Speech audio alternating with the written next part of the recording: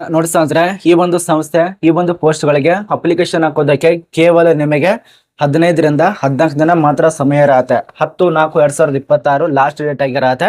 ಮತ್ತೆ ಇಲ್ಲಿ ಖಾಲಿರುವಂತಹ ಪೋಸ್ಟ್ ಹೆಸರು ಎಫ್ಡಿ ಹುದ್ದೆಗೆ ಅರ್ಜಿ ಕರೆದಿದ್ದಾರೆ. ಇನ್ಸ್ಪೆಕ್ಟರ್ ಪೋಸ್ಟ್ ಖಾಲಿ ಇರತ್ತೆ, ಲೈಬ್ರರಿಯನ್ ಗ್ರಂಥಪಾಲಕ ಪೋಸ್ಟ್ ಖಾಲಿ ಇರತ್ತೆ, ಮ್ಯಾನೇಜರ್ ಹುದ್ದೆಗೆ ಅರ್ಜಿ ಕರೆದಿದ್ದಾರೆ, ಕಂಪ್ಯೂಟರ್ ಇನ್ಸ್ಪೆಕ್ಟರ್ ಆಗ್ಬೋದು, ಉಪನ್ಯಾಸಕ. ಇಷ್ಟೇ ಅಲ್ಲ, ಇನ್ನು ಹಲವಾರು ಪೋಸ್ಟ್ಗೆ ಅರ್ಜಿ ಕರೆದಿದ್ದಾರೆ. ಈಗೇನು ತಿಳಿಸ್ಕೊಟ್ಟಿನಲ್ಲ, ಈ ಎಲ್ಲಾ ಪೋಸ್ಟ್ಗಳು ಕರ್ನಾಟಕದಲ್ಲೇ ಖಾಲಿ ಇರತ್ತೆ. ತುಂಬಾ ಜನ ಕೇಳ್ತಾ ಇದ್ರೆ, ಸರಿ ಗೌರ್ಮೆಂಟ್ ಬಗ್ಗೆ ಮಾತಾಡಬೇಡಿ, ನಮಗೆ ಎಲ್ಲಾದ್ರೂ ಪ್ರೈವೇಟ್ ಜಾಬ್ ಇದ್ರೆ ಕರೆದ್ರೆ ತಿಳಿಸಿ, ಆ ಒಂದು ಜಾಬ್ ಅನ್ನ ಹಿಡ್ಕೊಂಡು ಸಣ್ಣಗೆ ಎಲ್ಲಾದ್ರೂ ಜೀವನ ಮಾಡ್ತಾನೆ ಅಂತ ಕೇಳ್ತಾ ಇದ್ರೆ. ಇದು ಪ್ರೈವೇಟ್ ಆಗಿರತ್ತೆ, ಅರ್ಥ ಮಾಡ್ಕೊಳ್ಳಿ. ನಮ್ಮ ಒಂದು ಕರ್ನಾಟಕದ ಗವಿ ಸಿದ್ದೇಶ್ವರ್ ಗುರುಕುಲ ವಸತಿ ಪದವಿ ಪೂರ್ವ ಕಾಲೇಜಿನಲ್ಲಿ ಅಪ್ಲಿಕೇಶನ್ ಕರೆದಿದ್ದಾರೆ. ಆಸಕ್ತಿದಂತ ಅಭ್ಯರ್ಥಿಗಳು ಆನ್ಲೈನು, ವಾಟ್ಸಪ್ ಮೂಲಕ, ಇಮೇಲ್ ಐಡಿ ಮೂಲಕ, ಆಫ್ಲೈನು ಸುಮಾರು 2-3 ಪ್ರಕಾರ ಕೊಟ್ಟಿದ್ದಾರೆ. ಒಂದೇನಾದ್ರೂ ಅಪ್ಲಿಕೇಶನ್ ಹಾಕಕ್ ಆಗ್ಲಿಲ್ಲಪ್ಪ ಅಂದ್ರೆ ಎರಡನೇ ತಗೋರಿ. ಈಗ ಉದಾಹರಣೆಗೆ ಇಮೇಲ್ ಮೂಲಕ ಅರ್ಜಿ ಸಲ್ಲಿಸಕ್ ಆಗಲಿಲ್ಲ, ಎರಡನೇ ತಗೋರಿ ಅಂದ್ರೆ ಆನ್ಲೈನ್ ನಲ್ಲಿ ಅರ್ಜಿ ಸಲ್ಲಿಸಕ್ ಆಗಲಿಲ್ಲ, ಮೂರನೇ ತಗೊಳ್ಳಿ ಆಫ್ಲೈನ್ ನಲ್ಲಿ ಅರ್ಜಿ ಸಲ್ಲಿಸಕ್ ಆಗಲಿ ಅಂದ್ರೆ ವಾಟ್ಸಪ್ ದಲ್ಲಿ ಅಪ್ಲಿಕೇಶನ್ ಹಾಕ್ಬೋದು. ಯಾವ ರೀತಿಯಾಗಿ ಯಾವ ಪೋಸ್ಟ್ ಎಲ್ಲಿ ಏನು ನೋಟಿಸ್ ನಮ್ಗೆ ತಿಳಿಸ್ಕೊಡ್ತಾನೆ. ಇನ್ನೊಂದು ಪಾಯಿಂಟ್, ಮಹಿಳೆಯರ ಅಪ್ಲಿಕೇಶನ್ ಹಾಕೋಬಹುದು, ಪುರುಷರ ಅಪ್ಲಿಕೇಶನ್ ಹಾಕ್ಬೋದು. ಕರ್ನಾಟಕದಲ್ಲಿ ಕೆಲಸ ಇರತ್ತೆ. ನಮ್ಮೊಂದು ಕರ್ನಾಟಕ ಗವಿ ಸಿದ್ದೇಶ್ವರ್ ಗುರುಕುಲ ವಸತಿ ಪದವಿ ಪೂರ್ವ ಕಾಲೇಜದಲ್ಲಿ ಈ ಒಂದು ಹೆಸರಿಗಾಲಿ ಕೇಳಿರ್ಬೋದು. ಬೇಕಾದ್ರೆ ಈ ಒಂದು ಕಾಲೇಜು ಗೂಗಲ್ ನಲ್ಲಿ ಸರ್ಚ್ ಮಾಡ್ಕೊಳ್ಳಿ, ಮೊದಲಿಗೆ ಬರತ್ತೆ. ಅದೇ ಒಂದು ಕಾಲೇಜಿನಲ್ಲಿ ಕೆಲಸ ಮಾಡೋದಕ್ಕೆ ಅವಕಾಶ ಇರತ್ತೆ. ಯಾವ ಪೋಸ್ಟ್ ಎಲ್ಲಿ ಏನು ಅಂತ ಎಲ್ಲ ಮಾಹಿತಿಯನ್ನ ತಿಳ್ಕೊಳ್ಳೋಣ. ವಿಡಿಯೋ ಕೊನೆತನಕ ನೋಡಿ, ಸಂಪೂರ್ಣ ಮಾಹಿತಿ ಅರ್ಥ ಆಗತ್ತೆ. ನೋಡಿ, ಇದ್ರ ಬಗ್ಗೆ ಶಾರ್ಟ್ ಕಟ್ ಆಗಿ ಮಾಹಿತಿಯನ್ನ ಚರ್ಚೆ ಮಾಡೋಣ. ಬಟ್ ಇನ್ನೂ ತರ ಯಾರು ಫಾಲೋ ಮಾಡ್ಕೊಂಡಿಲ್ಲ, ಸಬ್ಸ್ಕ್ರೈಬ್ ಮಾಡಿಲ್ಲ, ಎರಡೂ ಕೂಡ ಮಾಡ್ಕೊಳ್ಳಿ. ನೋಡಿ, ಇಲ್ಲಿ ಕಲ್ಲಿರುವಂತ ಈ ಒಂದು ನೋಟಿಸ್ ಚರ್ಚೆ ಮಾಡೋಣ. ನೋಡಿ ಸ್ನೇಹಿತರೆ, ಅಪ್ಲಿಕೇಶನ್ ಹಾಕೋದಕ್ಕೆ 25/3/2026 ಸ್ಟಾರ್ಟ್ ಆಗಿದೆ. 10/4/2026 ತನಕ ಅವಕಾಶ ಕೊಟ್ಟಿದ್ದಾರೆ. ಇಲ್ಲಿ ಫ್ರೆಶರ್ದವ್ರಿಗೆ ಅವಕಾಶ ಇರತ್ತೆ ಮತ್ತು ಅನುಭವದವ್ರಿಗೆ ಅವಕಾಶ ಇರತ್ತೆ. ಇಬ್ರು ಅಪ್ಲಿಕೇಶನ್ ಹಾಕಿ. ಫ್ರೆಶರ್ದವ್ರು ಅಪ್ಲಿಕೇಶನ್ ಹಾಕಿದ್ರೆ ಯಾವುದೇ ರೀತಿಯ ನಮಗೆ ಇಷ್ಟೇ ವರ್ಷ ಅಷ್ಟೇ ರೀತಿಯ ಯಾವುದೇ ರೀತಿಯಾಗಿ ಅನುಭವ ಕೇಳಿಲ್ಲ. ಬಟ್ ಅನುಭವದವ್ರು ಅಪ್ಲಿಕೇಶನ್ ಹಾಕಿದ್ರೆ 5 ವರ್ಷದ ತನಕ ಕೇಳಿದ್ದಾರೆ. ಅದೇ ಇಲ್ಲಿ ನೋಡಿ, ಒಂದೊಂದಾಗಿ ಚರ್ಚೆ ಮಾಡೋಣ. ಇಲ್ಲಿ ಕಲ್ಲಿರುವಂತ ಶ್ರೀ ಗವಿ ಸಿದ್ದೇಶ್ವರ್ ಗುರುಕುಲ ಈ ಒಂದು ರೆಸಿಡೆಂಟಲ್ ಅಂದ್ರೆ ಪದವಿ ಪೂರ್ವ ಕಾಲೇಜು ವಸತಿ ಇಲ್ಲಿ ಖಾಲಿ ಇರತ್ತೆ. ಯಾವ ಒಂದು ಡಿಸ್ಟ್ರಿಕ್ಟ್ ನಲ್ಲಿ ಖಾಲಿ ಇದೆ? ಕೊಪ್ಪಳದಲ್ಲಿ ಖಾಲಿ ಇರತ್ತೆ. ಕೊಪ್ಪಳದಲ್ಲಿ ಕೆಲಸ ಇರತ್ತೆ. ಇದು 2026-27ನೇ ಸಾಲಿನ ನೇಮಕಾತಿ ಆಗಿರತ್ತೆ. ಇಲ್ಲಿ ನೋಡಿ, ಪೋಸ್ಟ್ ಹೆಸರು, ಅದೇ ರೀತಿಯಾಗಿ ಕ್ವಾಲಿಫಿಕೇಶನ್, ಆ ಒಂದು ಪೋಸ್ಟ್ ಯಾವ ರೀತಿಯಾಗಿದೆ ಅದನ್ನ ಕೊಟ್ಟಿದ್ದಾರೆ.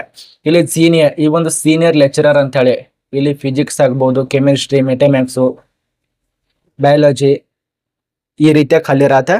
ಸೀನಿಯರ್ ಲೆಕ್ಚರರ್, ಅದೇ ಜೂನಿಯರ್ ಲೆಕ್ಚರರ್ ಅಂತೇಳಿ ಸೇಮ್ ಅದು ಕೂಡ ಖಾಲಿ ಇರತ್ತೆ. ಮತ್ತು lecturer history, geography, economics, politics science, Kannada, English, Hindi ಈ ರೀತಿಯ ಲೆಕ್ಚರರ್ ಖಾಲಿ ಇದಾವೆ. ಕಂಪ್ಯೂಟರ್ ಲ್ಯಾಬ್ ಇನ್ಸ್ಪೆಕ್ಟರ್, ಒಂದು computer lab inspector post application ಹಾಕ್ಬೋದು. ಲೈಬ್ರರಿಯನ್ ಅಂದ್ರೆ ಗ್ರಂಥಪಾಲಕ ಅಪ್ಲಿಕೇಶನ್ ಹಾಕೊಳ್ಳಿ. ಅಥವಾ ಅದೆಲ್ಲ ಬೇಡಪ್ಪ ಅಂದ್ರೆ ಫಸ್ಟ್ ಡಿವಿಷನ್ ಕ್ಲರ್ಕ್ ಅಂದ್ರೆ ಎಫ್ಡಿ ಹುದ್ದೆಗಳು. ಇದು ಎಫ್ಡಿ, ಕೆಲವು ಕಡೆ ಫಸ್ಟ್ ಡಿವಿಷನ್ ಕ್ಲರ್ಕ್ ಅಂತಾರೆ, ಕೆಲವು ಕಡೆ ಫಸ್ಟ್ ಡಿವಿಷನ್ ಅಸಿಸ್ಟೆಂಟ್ ಅಂತಾರೆ, ಅಂದ್ರೆ ಪ್ರಥಮ ದರ್ಜೆ ಸಹಾಯಕ ಅಂತಾರೆ, ಪ್ರಥಮ ದರ್ಜೆ ಕ್ಲರ್ಕು, ಗುಮ್ಮಾಸ ಈ ರೀತಿಯ ವಿವಿಧ ಒಂದು ಹೆಸರಿದಾವೆ. ಆ ಒಂದು ಪೋಸ್ಟ್ ಇರತ್ತೆ, ಅಪ್ಲೈ ಮಾಡಿ. ಮತ್ತು ಅಕೌಂಟೆಂಟ್ ಅಂದ್ರೆ ಲೆಕ್ಕಾಧಿಕಾರಿ, ಒಂದು ಲೆಕ್ಕಾಧಿಕಾರಿ ಪೋಸ್ಟ್ ಕೂಡ ಅಪ್ಲಿಕೇಶನ್ ಹಾಕಿ. ನೋಡಿ, ಎದಕ್ಕೆ ಎಷ್ಟೆಷ್ಟು ವಿದ್ಯಾರ್ಹತೆ ಆಗಿರ್ಬೇಕು, ಯಾವ್ದಕ್ಕೆ ಏನೇನು ಆಗಿರ್ಬೇಕು ಒಂದೊಂದು ನಾನು ನಿಮಗೆ ಚರ್ಚೆ ಮಾಡ್ತೇನೆ. ಈಗ ನಿಮಗೆ ಅದು ಪೋಸ್ಟ್ ಬಗ್ಗೆ ಎಲ್ಲ ಗೊತ್ತಾಯ್ತು. ಅಪ್ಲಿಕೇಶನ್ ಹಾಕೋದಕ್ಕೆ ಎಷ್ಟು ಪ್ರಕಾರ ಕೊಟ್ಟಿದ್ದಾರೆ ಅಂದ್ರೆ, ಒಂದು ಆನ್ಲೈನ್ ಇರತ್ತೆ, ಇನ್ನೊಂದು ಆಫ್ಲೈನ್ ಇರತ್ತೆ, ಇನ್ನೊಂದು ವಾಟ್ಸಪ್ ನಂಬರ್ ಮೂಲಕ ಕೊಟ್ಟಿದ್ದಾರೆ, ಇನ್ನೊಂದು ಇಮೇಲ್ ಐಡಿ ಮೂಲಕ ಕೊಟ್ಟಿದ್ದಾರೆ. ಹೆಂಗ್ ಬೇಕು ಹಂಗ ಅಪ್ಲಿಕೇಶನ್ ಹಾಕಿ, ಯಾವುದೇ ರೀತಿಯಾಗಿ ತೊಂದರೆ ಇಲ್ಲ. ಇಲ್ಲಿ ನೀವೇನಾದ್ರೂ ಅರ್ಜಿ ಸಲ್ಲಿಸಿ ಆಯ್ಕೆ ಆದ್ರೆ ನಮ್ಮೊಂದು ಕರ್ನಾಟಕದ ಕೊಪ್ಪಳ ಜಿಲ್ಲೆಯಲ್ಲಿ ಕೆಲಸ ಇರತ್ತೆ, ಕೋಲೂರು ಕಟ್ರಾಲದಲ್ಲಿ ಕೆಲಸ ಇರತ್ತೆ. ಇದು ಅರ್ಜಿ ಸಲ್ಲಿಸುವಂತ ಅಭ್ಯರ್ಥಿಗಳು ಆಗಲೇ ತಿಳಿಸ್ಕೊಟ್ಟಿನಲ್ಲ 4 ಪ್ರಕಾರ ಹೆಂಗ್ ಬೇಕಾದಾಗ ಅಪ್ಲಿಕೇಶನ್ ಹಾಕಿ. ಇನ್ನುಗಳಿಗೆ ಸಂಬಂಧಪಟ್ಟಂತೆ ವಿದ್ಯಾರ್ಹತೆ, ಹಿರಿಯ ಉಪನ್ಯಾಸಕ ಪೋಸ್ಟಿಗೆ ಅರ್ಜಿ ಸಲ್ಲಿಸಬೇಕು ಅನ್ಕೊಂಡಿದ್ರೆ ನೀವು, ಅದಕ್ಕೆ ಅರ್ಜಿ ಸಲ್ಲಿಸೋರಿದ್ರೆ MSc ಅಥವಾ ಬಿ ಎಡ್ ಪದವಿ 55% ಸೇರ್ಕೊಂಡು ಪಾಸ್ ಆಗಿರ್ಬೇಕು. ಅದ್ರ ಜೊತೆಯಲ್ಲಿ 5 ವರ್ಷದ ತನಕ ಅನುಭವ ಬೇಕಾಗತ್ತೆ ಇದಕ್ಕೆ. ಇನ್ನು ಕಿರಿಯ ಉಪನ್ಯಾಸಕ ಪೋಸ್ಟಿಗೆ ಸಂಬಂಧಿತ ವಿಷಯದಲ್ಲಿ MSc ಆಗ್ಬಹುದು, BEd ಆಗ್ಬಹುದು, ಅಥವಾ ನಿಮ್ಮ ಒಂದು ಮಾನದಂಡಗಳ ಪ್ರಕಾರ ನೀವೇನು ಅಂಕಪಟ್ಟಿ ಇದೆಯಲ್ಲ ಅದರಲ್ಲಿ 55% ಸೇರಿಕೊಂಡು ಉತ್ತೀರ್ಣರಾಗಿರ್ಬೇಕು ಈ ಒಂದು ಸಂಸ್ಥೆಯಲ್ಲಿ ಅಪ್ಲಿಕೇಶನ್ ಹಾಕ್ಬೇಕಂದ್ರೆ. ಎರಡನೇದಾಗಿ ಉಪನ್ಯಾಸಕ, ಇದರಲ್ಲಿ ಕಲಾ ಅಥವಾ ಭಾಷೆ ಸಂಬಂಧಿತ ವಿಷಯಗಳಲ್ಲಿ B.Ed ಆಗ್ಬೋದು, MA ಆಗ್ಬೋದು, ಈ ಒಂದು ವಿಷಯಗಳಲ್ಲಿ 55% ಆಗಿರಬೇಕಾಗತ್ತೆ. ಇದೊಂದು ತಲೆಯಲ್ಲಿ ಇಟ್ಕೊಳ್ಳಿ, 55% ಆಗಿರಲೇಬೇಕು ಯಾವುದೇ ಒಂದು ಅಪ್ಲಿಕೇಶನ್ ಹಾಕ್ಬೇಕಂದ್ರೆ. ಕಂಪ್ಯೂಟರ್ ಲ್ಯಾಬ್ ಇನ್ಸ್ಪೆಕ್ಟರ್ ಹುದ್ದೆಗೆ IT ವಿಭಾಗದಲ್ಲಿ ಬ್ಯಾಚುಲರ್ ಪದವಿ ಅಂದ್ರೆ BA ಕಂಪ್ಲೀಟ್ ಮಾಡಿದವರು ಅಪ್ಲಿಕೇಶನ್ ಹಾಕ್ಬೋದು. ಗ್ರಂಥಪಾಲಕ MLib ಸೈನ್ಸ್ ಅಂತ, ಅದೇ ರೀತಿಯಾಗಿ MLTIS ಪದವಿಯಲ್ಲಿ ಕಂಪ್ಲೀಟ್ ಆಗಿರಬೇಕು. ಇಲ್ಲಿ 5 ವರ್ಷದ ತನಕ ಅನುಭವ ಬೇಕಾಗತ್ತೆ. ಇನ್ನು ದೈಹಿಕ ಶಿಕ್ಷಣ ನಿರ್ದೇಶಕರ ಹುದ್ದೆಗೆ B.Ed ಕಂಪ್ಲೀಟ್ ಮಾಡಿದವರು ಆಗಿರ್ಬೇಕಾಗತ್ತೆ. ಅದೇ ರೀತಿಯಾಗಿ ಈ ಒಂದು ಪ್ರಥಮ ದರ್ಜೆ ಸಹಾಯಕ ಹುದ್ದೆಗೆ ಯಾವುದೇ ರೀತಿಯಾಗಿ ಪದವಿ ಆಗಿರ್ಬೋದು, BSc B.Tech, ಅದ ನಂತರ ನಿಮ್ಮೊಂದು B.Ed, ಈ ರೀತಿ ಹೈಯರ್ ಎಜುಕೇಶನ್ ಕೂಡ ಇದರ ಅಪ್ಲಿಕೇಶನ್ ಹಾಕ್ಬೋದು. ಅಕೌಂಟೆಂಟ್ ಅಂದ್ರೆ ಲೆಕ್ಕಾಧಿಕಾರಿ, ಈ ಒಂದು ಲೆಕ್ಕಾಧಿಕಾರಿ ಫಸ್ಟ್ ಕೂಡ B.Com ಪದವಿ 5 ವರ್ಷದ ತನಕ ಎಕ್ಸ್ಪೀರಿಯನ್ಸ್ ಇದು ಕೊಟ್ಟಿದ್ದಾರೆ. ಇನ್ನು ವಯೋಮಿತಿ ವಿಷಯ, ಇಲ್ಲಿ ವಯೋಮಿತಿ ಬಗ್ಗೆ ಯಾವುದೇ ರೀತಿ ಮೆನ್ಷನ್ ಮಾಡಿಲ್ಲ. ಈ ಒಂದು ನೋಟಿಸ್ ಅಲ್ಲಿ ವಯೋಮಿತಿ ಬಗ್ಗೆ ಯಾವುದೇ ರೀತಿ ಮೆನ್ಷನ್ ಮಾಡಿಲ್ಲ. ಬಟ್ ನಾನು ನಿಮಗೆ ಬೇಸಿಕ್ ಆಗಿ ತಿಳಿಸ್ಕೊಡೋದಕ್ಕೆ ಪ್ರಯತ್ನ ಮಾಡ್ತೇನೆ. ಇದಕ್ಕೆ ತಕ್ಕಂತೆ ಇನ್ನೂ ರೂಲ್ಸ್ ಇದಾವೆ, ಆ ರೂಲ್ಸ್ ಅನ್ನ ಬೇಸಿಕ್ ಆಗಿ ತಿಳಿಸ್ಕೊಡ್ತೇನೆ. ವಯೋಮಿತಿ ನಿಮಗೆ 18 ವರ್ಷ ಅಂತ ಇರಲೇಬೇಕಾಗತ್ತೆ. 18 ವರ್ಷದಿಂದ 40, 45 ಅನುಭವ ಇರೋದ್ರಿಂದ ಸ್ವಲ್ಪ ಜಾಸ್ತಿನೇ ಕೇಳಿರ್ತಾರೆ. 55 ವರ್ಷ ತನಕ ಇದ್ರು ಕೂಡ ಅಪ್ಲಿಕೇಶನ್ ಹಾಕ್ಬೋದು.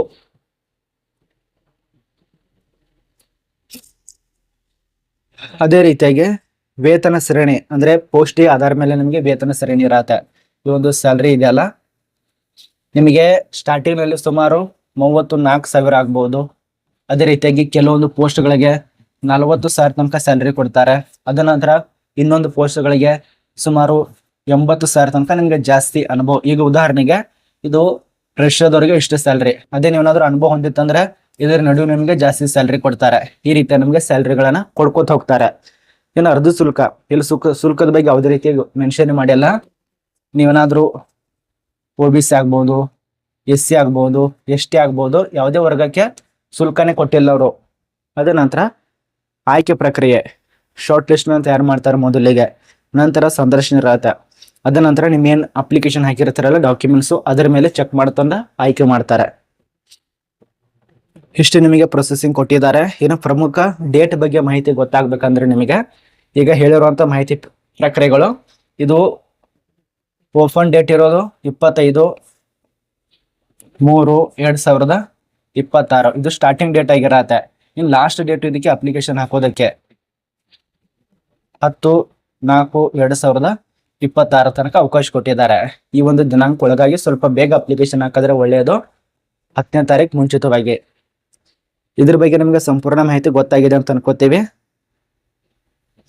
ಇದು ಪ್ರೈವೇಟ್ ಇರತ್ತೆ, ಇದು ಗೌರ್ಮೆಂಟ್ ಜಾಬ್ ಅಲ್ಲ, ಪ್ರೈವೇಟ್ ಇರತ್ತೆ ಕಾಲೇಜಿನಲ್ಲಿ.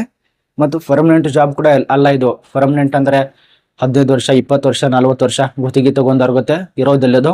ಪರ್ಮನೆಂಟ್ ಜಾಬ್ ಅಲ್ಲ, ಇದೊಂದು ನಿಮಗೆ temporary job, contract basis, permanent ಅಲ್ಲ. ಮತ್ತೆ ಇದಕ್ಕೆ ಏನೇನು ಡಾಕ್ಯುಮೆಂಟ್ಸ್ ಬೇಕು ಅದ್ರ ಬಗ್ಗೆ ಸ್ವಲ್ಪ ನೋಡಿ, ನಾನು ನಿಮಗೆ ಸರ್ಚ್ ಮಾಡಿ ತಿಳಿಸ್ಕೊಡ್ತೇನೆ. ಸುಮಾರು 22 ಪೋಸ್ಟ್ ಕಾಣಬಹುದು ಇಲ್ಲಿ. ಇನ್ನು ಏನೆಲ್ಲ ಡಾಕ್ಯುಮೆಂಟ್ಸ್ ಬೇಕಾಗತ್ತೆ ಅದ್ರ ಬಗ್ಗೆ ಸ್ವಲ್ಪ ಮಾಹಿತಿ.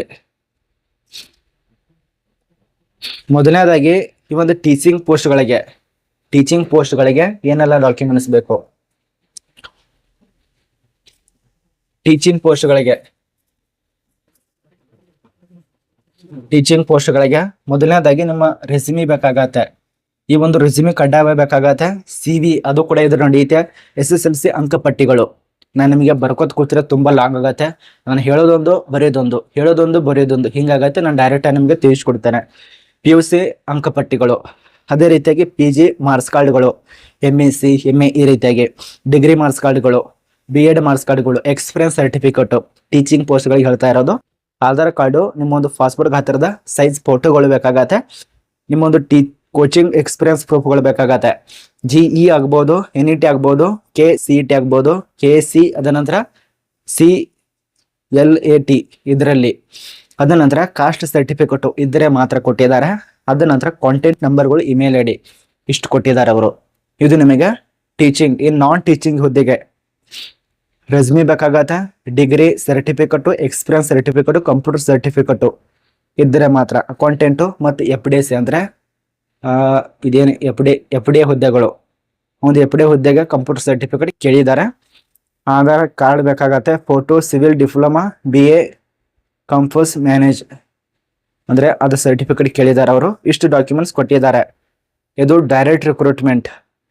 ಯಾವುದೇ ರೀತಿಯ ನಮಗೆ ಕೆ ಆಗ್ಬೋದು, KPSC ಆಗ್ಬೋದು, ಗೋರ್ಮೆಂಟ್ದಿಂದ ಇದು ಪರೀಕ್ಷೆ ನಡೆಸಲ್ಲ. ನೇರವಾಗಿ ಅಲ್ಲಿ ನಮಗೆ ಇಂಟರ್ವ್ಯೂ ನಡೆಸ್ತಾರೆ, ಶಾರ್ಟ್ ಲಿಸ್ಟಿಂಗ್ ಇರತ್ತೆ, ಡೆಮೋ ನಿಮಗೆ ಕ್ಲಾಸ್ ಇರತ್ತೆ. ಉದಾಹರಣೆ ನಾನು ಯಾವ ರೀತಿ ತಿಳಿಸ್ಕೊಡ್ತಾ ಇದ್ದೇನಲ್ಲ, ಮುಂದ್ಗಡೆ ಮಕ್ಕಳು ಕೂತಿರ್ತಾರೆ, ಅಭ್ಯರ್ಥಿ ಕೂತಿರ್ತಾರೆ, ಅವ್ರ ಮುಂದೆ ಹೇಳೋದು, ಅದರಲ್ಲಿ ಪಾಸ್ ಆದರೆ ನಿಮಗೆ ಇಷ್ಟು ಅಂಕ ಅಂತೇಳಿ ಸಿಗತ್ತೆ. ಆಮೇಲೆ ನಿಮಗೆ ಮುಂದ್ಗಡೆ ಸ್ಟೆಪ್ಪು ಇಂಟರ್ವ್ಯೂ ಇರತ್ತೆ. ಮೊದಲನೇದಾಗಿ ಶಾರ್ಟ್ ಲಿಸ್ಟಿಂಗ್ ಇರತ್ತೆ, ಸ್ವಲ್ಪ ನೆಗಡಿ ಬಂದಿದೆ. ಶಾರ್ಟ್ ಲಿಸ್ಟ್ ಅನ್ನು ತಯಾರು ಮಾಡ್ತಾರೆ. ಅದ ನಂತರ ಡೆಮೋ ಕ್ಲಾಸು ನಾನು ಯಾವ ರೀತಿ ಹೇಳ್ತಿದ್ದೇನಲ್ಲ ಅದೇ ರೀತಿಯಾಗಿ ಒಂದು 100 ಜನನೋ 200 ಜನನೋ ವಿದ್ಯಾರ್ಥಿ ಕೂತಿರ್ತಾರೆ. ಅವ್ರ ಮುಂದೆ ಹೇಳಬೇಕು. ನೀವು ಯಾವ ರೀತಿ ಚೆನ್ನಾಗಿ ಕ್ಲಾಸ್ ಹೇಳ್ತಾ ಇತ್ತಂದ್ರೆ ಅವ್ರು ನಿಮ್ಮನ್ನ ಸೆಲೆಕ್ಟ್ ಮಾಡ್ತಾರೆ. ಅವ್ರ ಟೀಚರ್ಸ್ಗಳು, ಪ್ರಿನ್ಸಿಪಾಲು, ಅಲ್ಲಿರ್ತಾವ ಉಪನ್ಯಾಸಕರು, ಅಧ್ಯಕ್ಷ ಎಲ್ಲ ನೋಡ್ತಿರ್ತಾರೆ. ಆಗನು ಇಂಟರ್ವ್ಯೂದಲ್ಲಿ ಕೊನೆಯದಾಗಿ ಡೆಮೋ ಆದ್ಮೇಲೆ ಇಂಟರ್ವ್ಯೂ, ಅದರಲ್ಲಿ ಪಾಸ್ ಆದ್ರೆ ಕೊನೆಯಲ್ಲಿ ಡಾಕ್ಯುಮೆಂಟ್ಸ್ ಬರೆಸ್ತಾರೆ. ನಾನು ಏನು ತಿಳಿಸ್ಕೊಟ್ಟೇನಲ್ಲ ಆ ಎಲ್ಲ ಡಾಕ್ಯುಮೆಂಟ್ಸ್ ನಿಮಗೆ ಅರ್ಹತೆಯೊಂದಿಗೆ ಚೆಕ್ ಮಾಡ್ತಾರೆ. ಇದನ್ನ ಅರ್ಥ ಮಾಡ್ಕೊಳ್ಳಿ. ಇನ್ನು ಟೀಚಿಂಗ್ ಕೋರ್ಸ್ಗಳಿಗೆ ಕಾಂಪಿಟೇಟಿವ್ ಕೋಚಿಂಗ್ ಎಕ್ಸ್ಪೀರಿಯನ್ಸ್ ಮುಖ್ಯವಾಗಿರತ್ತೆ. ಇದೊಂದು ಅರ್ಥ ಮಾಡ್ಕೊಳ್ಳಿ. ಜೂನಿಯರ್ ಲೆಕ್ಚರರ್ ಹುದ್ದೆಗೆ GA ಎಕ್ಸ್ಪೀರಿಯನ್ಸ್ ಬೇಕು, NET ಎಕ್ಸ್ಪೀರಿಯನ್ಸ್ ಬೇಕು. ಅದೇ ರೀತಿಯಾಗಿ ಲೆಕ್ಚರರ್ ಹುದ್ದೆಗಳಿಗೆ CSE ಎಕ್ಸ್ಪೀರಿಯನ್ಸ್ ಬೇಕಾಗತ್ತೆ, CLAT ಎಕ್ಸ್ಪೀರಿಯನ್ಸ್ ಬೇಕಾಗತ್ತೆ. ಜೂನಿಯರ್ ಲೆಕ್ಚರರ್ ಹುದ್ದೆಗೆ ಕಡ್ಡಾಯವಾಗಿ ಫ್ರೆಶರ್ ಅವರು ಓನ್ಲಿ ಅಪ್ಲಿಕೇಶನ್ ಹಾಕ್ಬೋದು. ಅರ್ಥ ಮಾಡ್ಕೊಳ್ಳಿ. ಜೂನಿಯರ್ ಲೆಕ್ಚರರ್ ಹುದ್ದೆಗೆ ಫ್ರೆಶರ್ದವರು ಅಪ್ಲಿಕೇಶನ್ ಹಾಕೋದಕ್ಕೆ ಅವಕಾಶ ಕೊಟ್ಟಿದ್ದಾರೆ. ಇದು ನಮಗೆ ಹೆಚ್ಚಿನ ಮಾಹಿತಿ ಗೊತ್ತಾಗಿದೆ ಅಂತ ಅನ್ಕೋತೀವಿ. ಇದರಲ್ಲಿ ವಿವಿಧ ಪ್ರಕಾರ ಇದಾವೆ, ಬಟ್ ನಾನು ಹೇಳ್ತಾ ಹೋದ್ರೆ ತುಂಬಾ ಲಾಂಗ್ ಆಗುತ್ತೆ ವಿಡಿಯೋ. ಇದಕ್ಕೆ ಯಾರು ಅಪ್ಲಿಕೇಶನ್ ಹಾಕಬೇಕು ಮತ್ತೆ ಯಾರು ಅಪ್ಲಿಕೇಶನ್ ಹಾಕಿದ್ರೆ ಒಳ್ಳೆ ಸೂಕ್ತ ಅದು ಕೂಡ ತಿಳಿಸ್ಕೊಡೋದಂದ್ರೆ ತಿಳಿಸ್ಕೊಡ್ತಾನೆ, ಅದನ್ನೆಲ್ಲ ತಿಳಿಸ್ಕೊಡ್ತಾನೆ ನೋಡಿ. ಬಟ್ ವಿಡಿಯೋ ಕೊನೆತನಕ ನೋಡಿ, ಗೊತ್ತಾಗತ್ತೆ. ಇಲ್ಲಿ ಟೀಚಿಂಗ್ ಹುದ್ದೆಗಳಿಗೆ ಯಾರು ಹೆಚ್ಚು ಅಪ್ಲಿಕೇಶನ್ ಹಾಕಬೇಕಂದ್ರೆ MSc ಮುಗಿಸಿದವರು ಪ್ಲಸ್ B.Ed ಮುಗಿಸಿದವರು ಅಪ್ಲಿಕೇಶನ್ ಹಾಕಿದ್ರೆ ತುಂಬಾ ಒಳ್ಳೆಯದು, ಅಂದ್ರೆ ಬೇಗ ಸೆಲೆಕ್ಟ್ ಆಗತ್ತೆ. ಅದೇ ರೀತಿಯಾಗಿ MA ಪ್ಲಸ್ B.Ed ಮುಗಿಸಿದವರು ಅಪ್ಲಿಕೇಶನ್ ಹಾಕಿದ್ರೆ ತುಂಬಾ ಒಳ್ಳೆಯದು, ಬೇಗ ಸೆಲೆಕ್ಟ್ ಆಗತ್ತೆ. ಇದೊಂದು ಅರ್ಥ ಮಾಡ್ಕೊಳ್ಳಿ. ಮಹಿಳೆಯರಿಗೆ ಹೆಚ್ಚು ಆದ್ಯತೆ ಕೊಡ್ತಾರೆ. ಆ ಒಂದು ಕಾಲೇಜಿನಲ್ಲಿ ಮಹಿಳೆಯರಿಗೆ ಹೆಚ್ಚು ಆದ್ಯತೆ ಸಿಗತ್ತೆ. ಮಹಿಳೆಯರು ಹೆಚ್ಚು ಅನುಕೂಲ ಪಡೆದುಕೊಳ್ಳಿ ಅಪ್ಲಿಕೇಶನ್ ಹಾಕಿ. ಅದ ನಂತರ ಮತ್ತೆ ಇನ್ನೊಂದು, ನೀವೇನಾದ್ರೂ ಕೋಚಿಂಗ್ ಬ್ಯಾಕ್ ಗ್ರೌಂಡ್ ಇದ್ದರೆ ಹಿಂದ್ಗಡೆ ಏನಾದ್ರೂ ಕಲಿಸುವಂತ ಮಾಹಿತಿ ಗೊತ್ತಿತ್ತಂದ್ರೆ, ಬೇರೆ ಎಲ್ಲಾದ್ರೂ ಕಲಿಸಿತ್ತಂದ್ರೆ ಅಂದ್ರೆ ನಮ್ಗೆ ಜಾಸ್ತಿ ಆದ್ಯತೆ ಅದು ಕೂಡ ಸಿಗತ್ತೆ. ಇದು ನಮ್ಗೆ ಟೀಚಿಂಗ್ ಪೋಸ್ಟ್ಗಳಿಗೆ. ಎರಡನೇದಾಗಿ ನಾನ್ ಟೀಚಿಂಗ್ ಪೋಸ್ಟ್ಗಳಿಗೆ CA, IT ಡಿಗ್ರಿ ಮುಗಿಸಿದವರು, ಕಂಪ್ಯೂಟರ್ ಲ್ಯಾಬ್ ಇನ್ಸ್ಟಿಟ್ಯೂಟರ್ ಹೊಂದಿದವರು ಅಪ್ಲಿಕೇಶನ್ ಹಾಕೋದು ತುಂಬಾ ಒಳ್ಳೆಯದು. LIB SC MPL ಲೈಬ್ರರಿ ಮುಗಿಸಿದವ್ರಿಗೆ ಅಪ್ಲಿಕೇಶನ್ ಹಾಕ್ಬೋದು, ತುಂಬಾ ಒಳ್ಳೆಯದು. ಸಿವಿಲ್ BA ಡಿಪ್ಲೊಮಾ ಈ ರೀತಿಯಾಗಿದ್ದವ್ರು ಅಪ್ಲಿಕೇಶನ್ ಹಾಕ್ಬೋದು. ಇಷ್ಟು ನಿಮಗೆ ಮಾಹಿತಿ ಗೊತ್ತಾಗಿದೆ ಅಂತ ಅನ್ಕೋತೀವಿ. ಫ್ರೆಶರ್ದವ್ರಿಗೆ ಹೆಚ್ಚು ಆದ್ಯತೆ ಕೊಡ್ತಾರೆ. 22 ಪೋಸ್ಟ್ ಇರತ್ತೆ. ಲಾಸ್ಟ್ ಡೇಟ್ ಇರೋದು 10 ಏಪ್ರಿಲ್ 2026 ತನಕ. ಇಲ್ಲಿ ಕಲಿರುವಂತ ಪೋಸ್ಟ್ ಪ್ರೈವೇಟ್ ಜಾಬ್, ಗೌರ್ಮೆಂಟ್ ಅಲ್ಲ, ಪರ್ಮನೆಂಟ್ ಇರೋದಲ್ಲ. ಎಷ್ಟು ವರ್ಷದ ತನಕ ಅವ್ರು ಕೆಲಸ ಮಾಡಿಸ್ಕೋತಾರೆ, ಅಲ್ಲಿ ತನಕ ಕೆಲಸ ಮಾಡೋದಕ್ಕೆ ಅವಕಾಶ ಇರತ್ತೆ. ಮತ್ತೆ ಇಲ್ಲಿ ಪೋಸ್ಟ್ ಬಗ್ಗೆ ವಿದ್ಯಾರ್ಹತೆ ಎಲ್ಲ ತಿಳಿಸ್ಕೊಟ್ಟಿದ್ದೇನೆ. ಏನಾದರೂ ಡೌಟ್ ಇದ್ರೆ ಕಮೆಂಟ್ ಮಾಡಿ.